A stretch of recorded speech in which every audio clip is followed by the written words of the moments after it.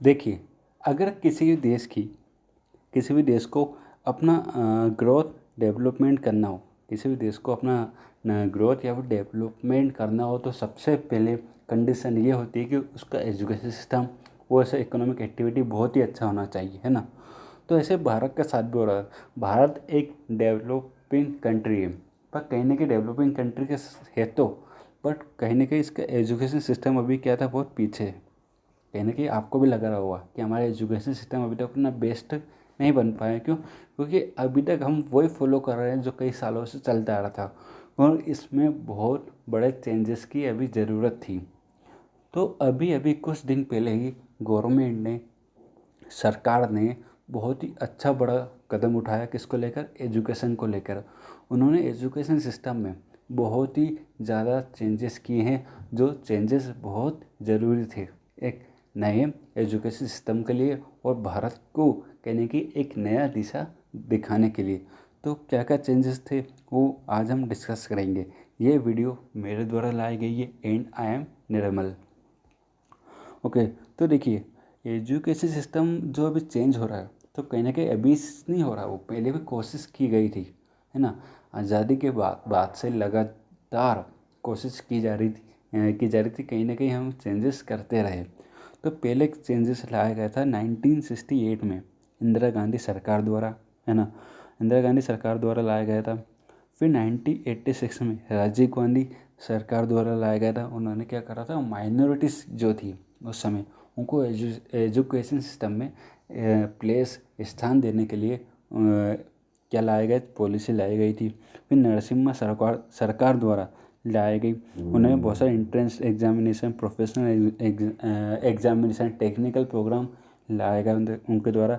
फिर 2005 में मनमोहन सिंह की सरकार द्वारा लाई गई एजुकेशन पॉलिसी। फिर 2016 में, है ना, 2016 में मोदी सरकार द्वारा लाई गई। फिर 2017 में भी इनके द्वारा लाई गई। फिर बहुत बड़ा चेंजेस करने की कोशिश की गई, बट कहीं ना कहीं चेंजेस करने की कोशिश तो करी, बट वो लागू नहीं हो पाई। तो देखिए, अब क्या हुआ, कमेटी बैठी 2016 में, है ना, किसकी अध्यक्षता में? सुब्रमण्यम जी की अध्यक्षता में, जो क्या थे, फॉर्मर कैबिनेट सचिव थे। अब ये नहीं रहे, है ना। तो इन्होंने अपनी रिपोर्ट रखी 2000 मई 2016 में, और उन्होंने एक नया ड्राफ्ट, एक नया प्रारूप तैयार किया था नेशनल एजुकेशन पॉलिसी का, है ना। फिर उसके बाद क्या हुआ, 2017 में फिर नई कमेटी बैठी, है ना। किसकी अध्यक्षता में? कस्तूरी रंगन, है ना। इस कमेटी को हेड किसने किया था? कस्तूरी रंगन जी ने। कब? ऑन 31 मई 2019 को उन्होंने अपनी रिपोर्ट दे दी, किसको? रिपोर्ट प्रस्तुत करी किसके सामने? एचआरडी मिनिस्ट्री के सामने। और एचआरडी मिनिस्टर ने क्या करा, इनके जो प्रारूप था, इनका जो प्रारूप था, उसको कहाँ रख दिया, उसको कहाँ अपलोड कर दिया? अपनी वेबसाइट पर अपलोड कर दिया। तो देखिए, ऐसे ही चेंजेस करते आ रहे थे। वो कमेटी ने चेंजेस लिए, पॉलिसी बनाई, एक प्रारूप तैयार किया। उस प्रारूप में क्या क्या बातें थी, है ना, वो हम सारी डिस्कस करेंगे। जो एजुकेशन पॉलिसी है, वो लास्ट वीक कैबिनेट ने अप्रूव कर दी थी, है ना, वेडनेसडे को, है ना। कब लागू करी थी? वेडनेसडे को। और उसमें कहीं ना कहीं जो स्कूल सिलेबस का, उसमें चेंजेस किए, बोर्ड एग्जामिनेशन में चेंजेस किए, है ना, बहुत सारे स्कूल ईयर्स में चेंजेस किए, है ना, और यूनिवर्सिटी एंट्रेंस एग्ज़ाम में चेंजेस किए। और क्या क्या चेंजेस किए गए, वो हम एक एक करके समझेंगे, है ना। तो देखिए, अब कुछ इम्पोर्टेंट पॉइंट्स है यहाँ पर मैं डिस्कस करूँगा। तो सबसे बड़ा चेंजेस ये किया गया कि यहाँ पर फोकस किया गया किस पर? वर्नाकुलर मीडियम पर। किस पर? Vernacular medium. अब ये वर्नाकुलर मीडियम क्या होता? तो देखिए, आपको क्लास 5 से लेकर क्लास 8 तक, यानी क्लास 5 से लेकर क्लास 8 तक सिर्फ आपको एजुकेशन दी जाएगी रीजनल या फिर मदर टंग में। रीजनल लैंग्वेज यानी आप जो यूज़ करते हो उस एरिया में, उसी लैंग्वेज में आपको क्या दी जाएगी, इंस्ट्रक्शन दिए जाएंगे क्लास 8 से लेकर क्लास 5 तक का। इसमें आपकी लोकल लैंग्वेज जोड़ दी है, आपकी रीजनल लैंग्वेज जोड़ दी है, और जो भी होम लैंग्वेज है जो आप घर पे यूज़ करते हैं वो लैंग्वेज इसमें जोड़ दी गई है। तो इसका फ़ायदा क्या हुआ, इसका फ़ायदा ये हुआ कि कहीं ना कहीं देखो, कोई कहीं ना कहीं बच्चा इंग्लिश में लेता है, पढ़ता है या फिर हिंदी में पढ़ता है, तो जब हिंदी में पढ़ता है तो कहीं ना कहीं उसके जो ब्रेन में वो बातें जल्दी कैप्चर हो जाती है। बट जब वो इंग्लिश में पढ़ता है तो कहीं ना कहीं थोड़ी देरी होती है ना। तो वो प्रेफर करता है किस में पढ़ना, हिंदी में पढ़ना या फिर लोकल लैंग्वेज में पढ़ना। आपको, आप किसी को समझाते हो या फिर मैं आपको समझा रहा हूँ, यदि यही बात है मैं आपको इंग्लिश में समझाऊँ तो आपको कहीं ना कहीं वो बात इतनी इफेक्टिव नहीं लगेगी। और मैं आपको अपनी लोकल लैंग्वेज या फिर रीजनल लैंग्वेज जो आप देश में यूज़ करते हो वो लैंग्वेज में समझाऊंगा, तो कहीं ना कहीं आपके ऊपर वो बातें ज़्यादा इम्पेक्ट करेगी, है ना। तो ये मैं समझाना चाहता हूँ कि क्लास से लेकर क्लास 8 में इसी तरह से आपको एजुकेशन दी जाएगी। और क्या है इसमें, आप जो एक नया सिस्टम लाया गया है, कौन सा सिस्टम, 5+3+3+4, है ना। अब सिस्टम क्या है, तो देखिए जो पहले एक सिस्टम चलता आ रहा था 10+2 का, उसके बदले लाया गया है 5+3+3+4। 10+2 यानी आप 10 पास करते थे, फिर 12 पास करते थे, आपका करियर बनाने के लिए आप किसी कॉलेज में एडमिशन लेते थे। तो अब इसके बदले इसको हटाया, इसके लिए लाया गया, इसके बदले लाया गया 5+3+3+4, है ना। अब क्या होगा इसमें, सबसे पहले जो 5 साल रहेंगे आपके एजुकेशन के, यानी आप स्कूल में एडमिशन लिया, जो शुरू के 5 साल रहेंगे वो आपके फाउंडेशन स्टेज रहेगी। यानी इसमें आपको क्या बताया जाएगा, आपको बेसिक ट्रेनिंग या फिर एक्टिविटी के साथ साथ आपको अल्फ़ाबेट जो लेटर्स रहते हैं वो सिखाए जाएंगे अच्छे से, आपको मतलब अच्छा जो एक बेसिक नॉलेज रहेगी वो आपको दी जाएगी, है ना।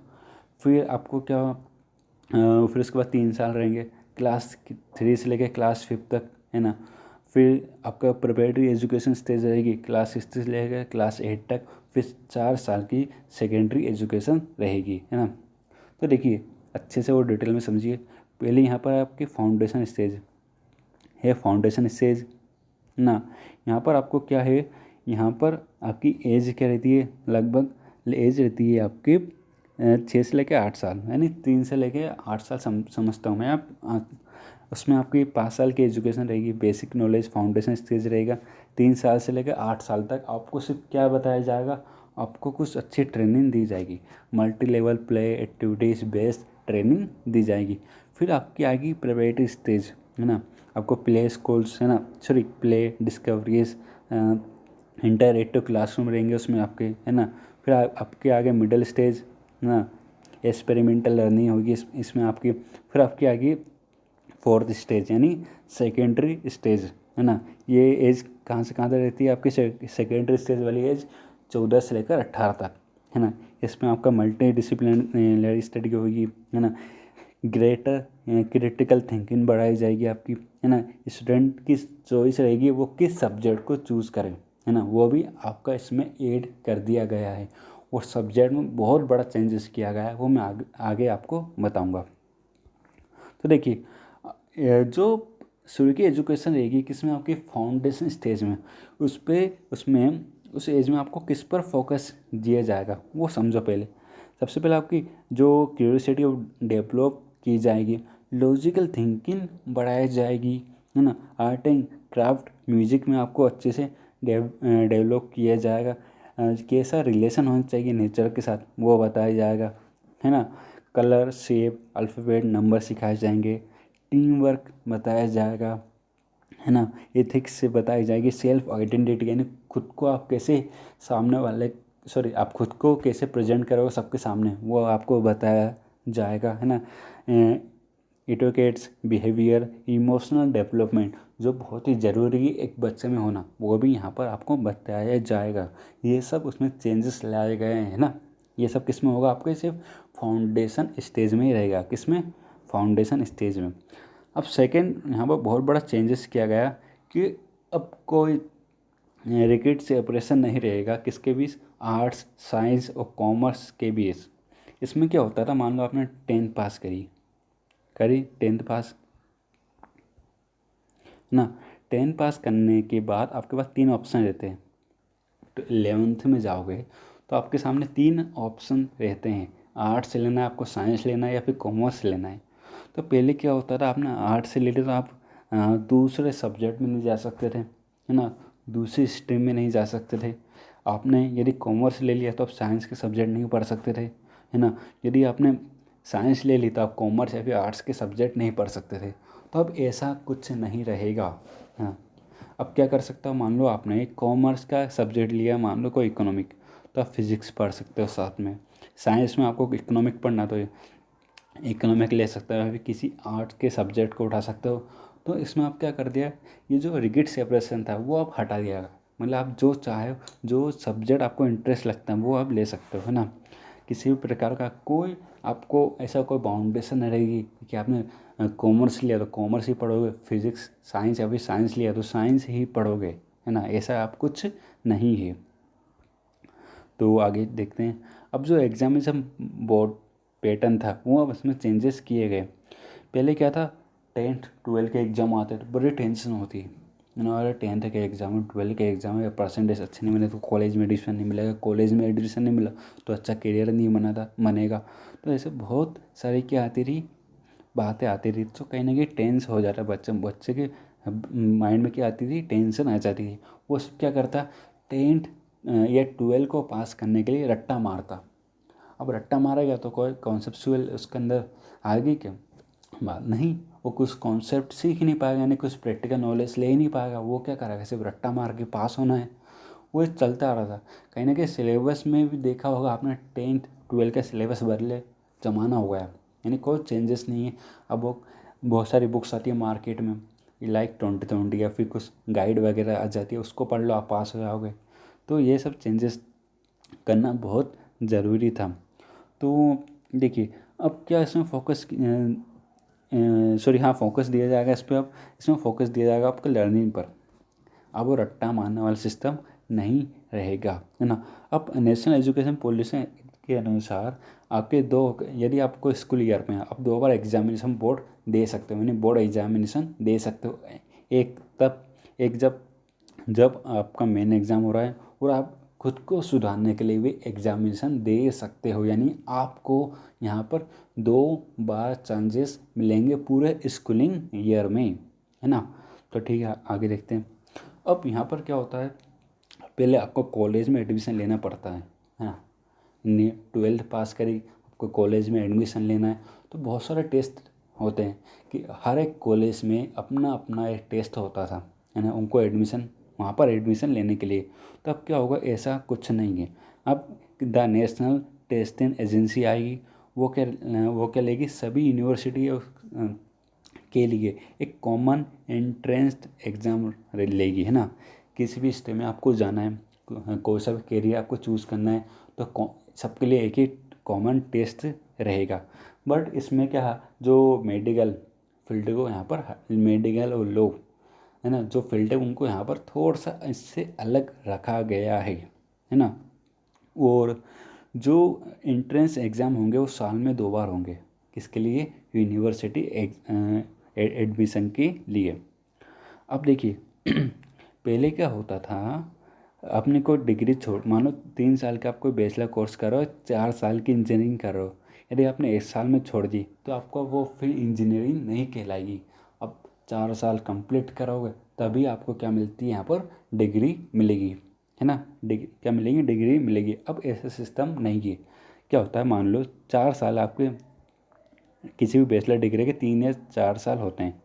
यदि आपके घर में ऐसी कुछ कंडीशन आ गई, इमरजेंसी आ गई, आपको कॉलेज छोड़ना पड़े ना, तो आप 1 साल में छोड़ोगे तो आपको मिलेगा एक सर्टिफिकेट, 2 साल में छोड़ोगे आपको मिलेगा डिप्लोमा, 3 साल में छोड़ोगे तो आपको मिलेगी डिग्री, और 4 साल में छोड़ोगे तो आपको मिलेगी बैचलर डिग्री प्लस आप किसी भी सब्जेक्ट, किसी भी फील्ड में जाकर रिसर्च कर सकते हो, है ना।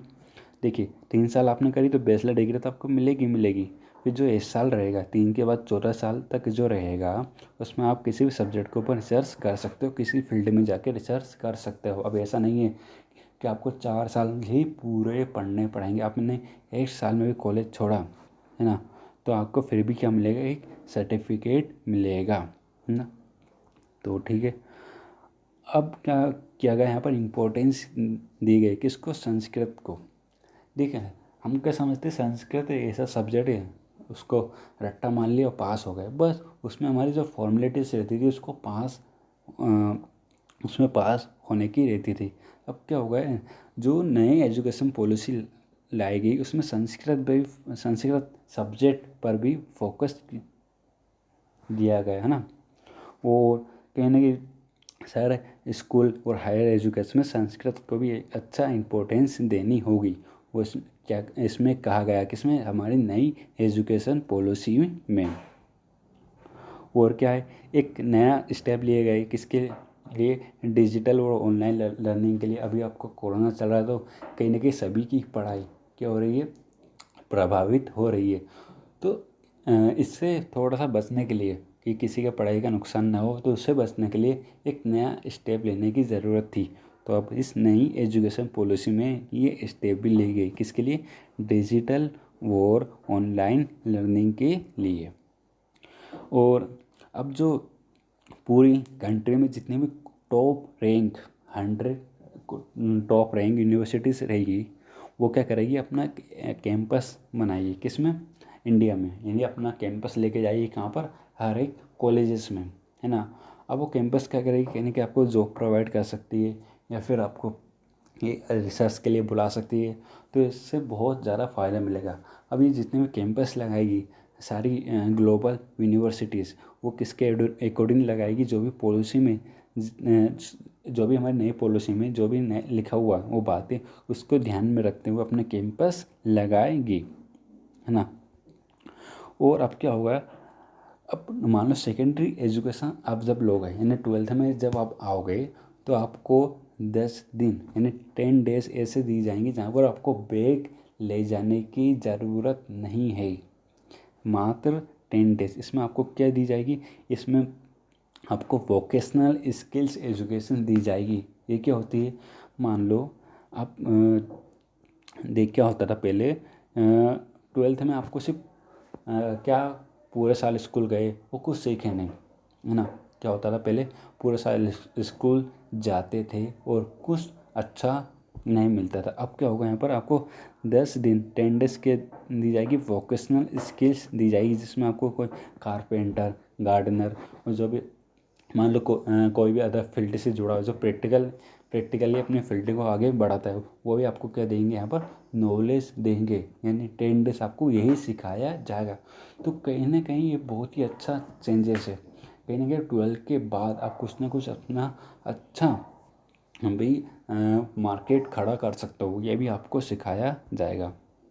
ओके, ये थे बहुत इम्पोर्टेंट पॉइंट्स, है ना। कहीं ना कहीं हमारे जो पॉलिसी में बहुत अच्छे चेंजेस किए गए। अब यही आशा करता हूँ कि ये पॉलिसी जल्द से जल्द लागू हो जाए देश में, है ना। तो जो भी अब नेक्स्ट रिफॉर्म आएंगे इसमें वो मैं आपको समय पर बता दूंगा। Okay, thank you very much.